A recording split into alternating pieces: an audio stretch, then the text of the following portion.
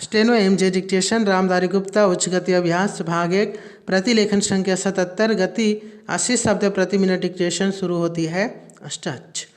महोदय, इस समय भारत वर्ष के सामने बहुत प्रकार की जटिल समस्याएं हैं और यह ऐसा समय है जब सबसे यह अपेक्षा की जाती है कि आप सदा भारत की सुरक्षा और उसकी उन्नति के लिए कटिबद्ध होंगे।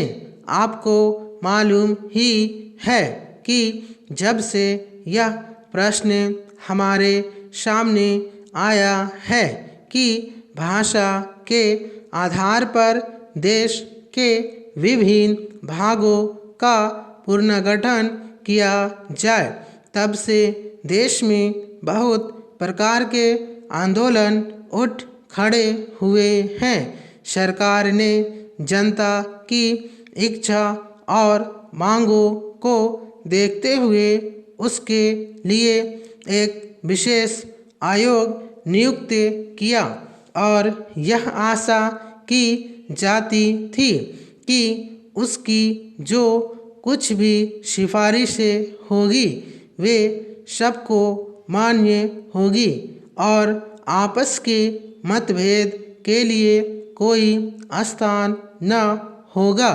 इस संबंध में सरकार ने जो भी निर्णय किए उनमें से अधिकांश निर्णय सर्वसम्मति से ही हुए हैं, परंतु दुख की बात है कि एक दो स्थानों पर मतभेदों ने एक ऐसा रूप ले लिया जो देश के लिए वांछनीय नहीं हो सकता।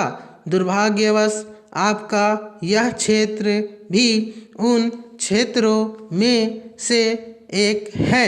मुझे इस बात की बहुत प्रसन्नता है कि आपने भारत सरकार के साथ सदा सहयोग करने और हर प्रकार से उसके निर्णय को मानकर देश के सुगठित प्रशासन में हाथ बटाने का विश्वास दिलाया है। पैराग्राफ। जब किसी देश के सामने बड़े बड़े प्रश्न उपस्थित होते हैं तो उनमें से कुछ बातों पर मतभेद हो जाना स्वाभाविक ही है। इस युग में जब हम सब काम जनता की सम्मति से करना चाहते हैं और हमारी सरकार भी जनता की बनाई हुई है, तब यदि कहीं मतभेद हो जाए तो उसमें उतावलापन करने की कोई गुंजाइश नहीं रहती, क्योंकि विरोध प्रदर्शन करने के लिए आपके पास पर्याप्त समय है।